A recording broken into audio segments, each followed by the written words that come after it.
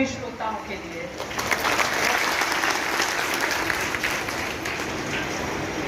केंद्र प्रभारी साहब हमारे बीच में आदरणीय विपुल कुमार जी, बहुत बहुत शुक्रिया सर आपका। और सच में बहुत ही खुशी की बात है मेरे लिए भी, क्योंकि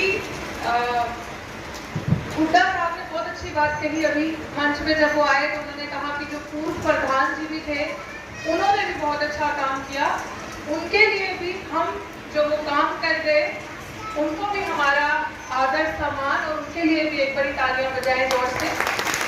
और अभी के जो प्रधान बने आदरणीय ब्रिजपाल जी, इनके लिए जोरदार तालियां बजाएं, क्योंकि शायद जितना वक्त जो भी चुनाव का मेरा था, जो लम्हे जो वक्त जमीन पे काम करके इनके साथ हमने बिताए, कि बैठना नहीं, उठना नहीं, रात नहीं देखनी, दिन नहीं देखना, तो जो एक युवा वाली ताकत, एनर्जी से ये काम करते रहे।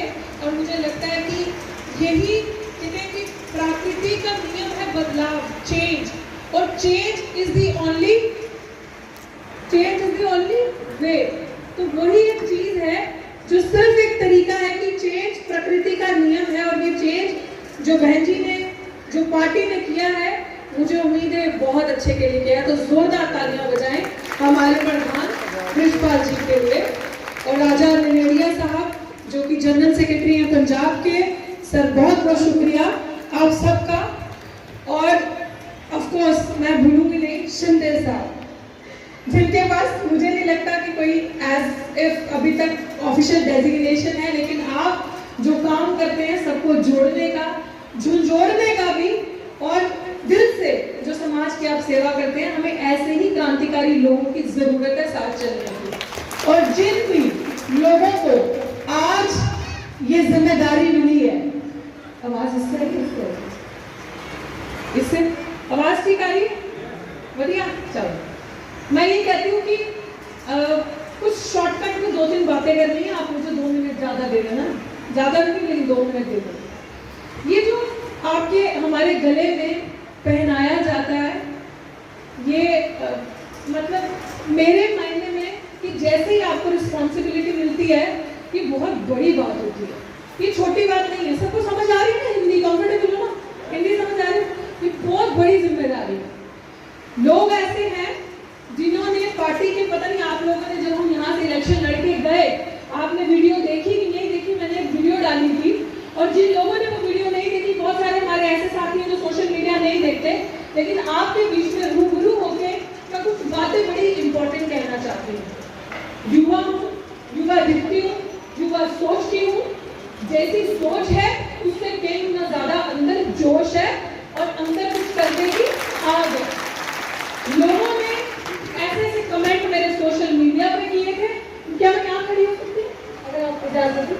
लोगों ने ऐसे ऐसे कमेंट मेरे सोशल मीडिया पे किए थे, लोगों ने ऐसे ऐसे कमेंट वीडियो बना के मेरे खिलाफ किए थे, मीडिया में बोले थे, और उसमें बहुत सारी हस्तियां बड़ी बड़ी जो दिल्ली यूनिवर्सिटी में एक ऊंचा ओहदा रखती हैं, अपने समाज के कुछ ऐसे लोग थे, बहुत अच्छी पोजीशन वाले लोग थे, जिन्होंने हाय हाय डूबती नैया में पैर रख दिया, डूबती नैया में पैर रख दिया।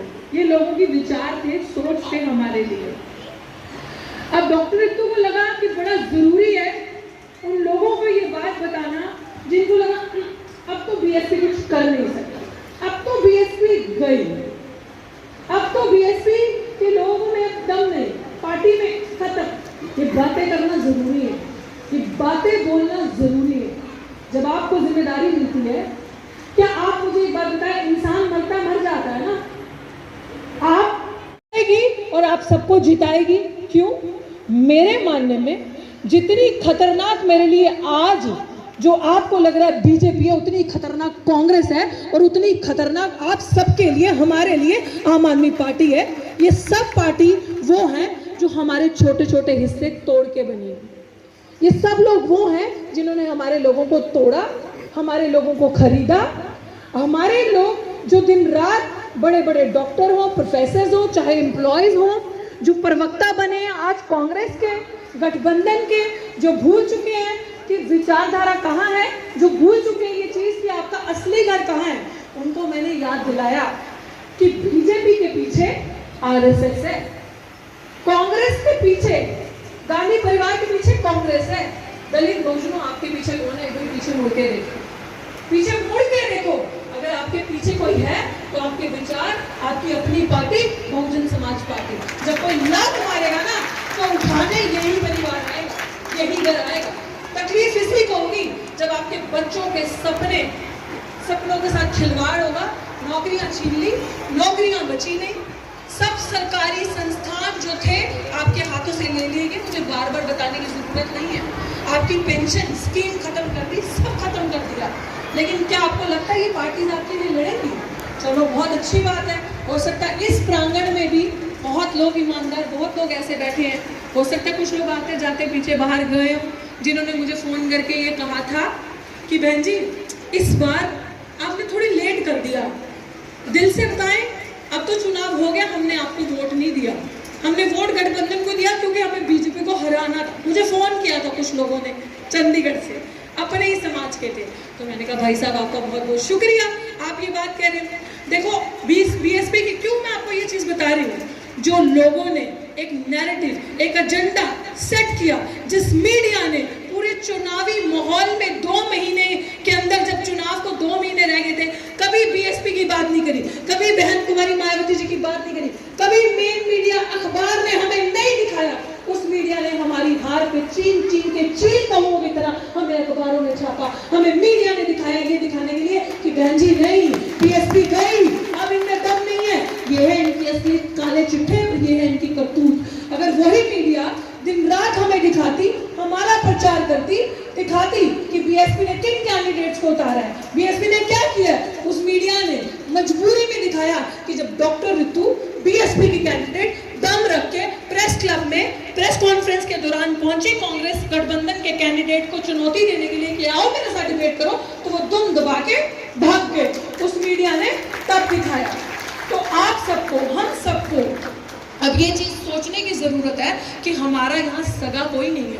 कि जिन लोगों को ये लगता है, और बहुत सारे लोग ऐसे होंगे, और मुझे कोई शर्म नहीं है सच बोलने में, कि दुबा के छुपा के हो सकता है वोट हमने गठबंधन को किया हो, फिर हम कहते हैं बीएसपी वालों ने तो जीतना ही नहीं है। बीजेपी कहाँ बीएसपी जीतेगी? तो इसलिए बहुत वक्त अभी वो है अपनी मरी हुई ज़मीरों को झुंझोड़ के जगाने का और अपने घर को मजबूत करने का। क्योंकि अगर आपके घर पे 4 दाने खाने को है ना, अक्सर ऐसी कहावत मेरी माँ कहती थी कि अगर घर में नहीं तो बाहर भी नहीं। अगर घर मजबूत है, घर में खाने को, तो बाहर वाला भी पूछेगा पानी पी लो, चाय पी लो। तो इसीलिए ये वक्त वो आ चुका है, और जिन जिन साथियों को ये जिम्मेदारी मिली है, ये पदवी मिली है, ये बहुत बड़ी जिम्मेदारी है। मैं आपके साथ दिन रात, मेरी पूरी टीम हर तरीके से, चाहे वो दिन है चाहे वो रात है, निभाने के लिए ये जिम्मेदारी को त्याग प्रकार तत्पर रहेगी। क्योंकि अब हमें अपनी पार्टी को रिवाइव करना है। और अंत में उन हीरोज़ का मैं शुक्रिया अदा करना चाहती हूँ जो विचारधारा के साथ है। हमारे पीछे बैठे छुप के चुन्नी साहब, और हमारे यहाँ पे आदरणीय हमारे चोपड़ा साहब, उनकी पूरी टीम मुझे दिख रही है, कुलवंत नाहर जी, जिन्होंने मजबूत बन के साथ दिया। और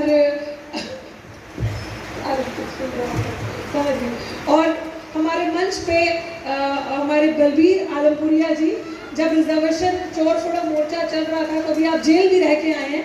इस तरीके के सुपर हीरो जो समाज के लिए जेल में जाते हैं, और जब पर्चे, और इसी के लिए मैं अपने कंधे में थपथपाना चाहूँगी कि 8 मेरे पे पर्चे हैं।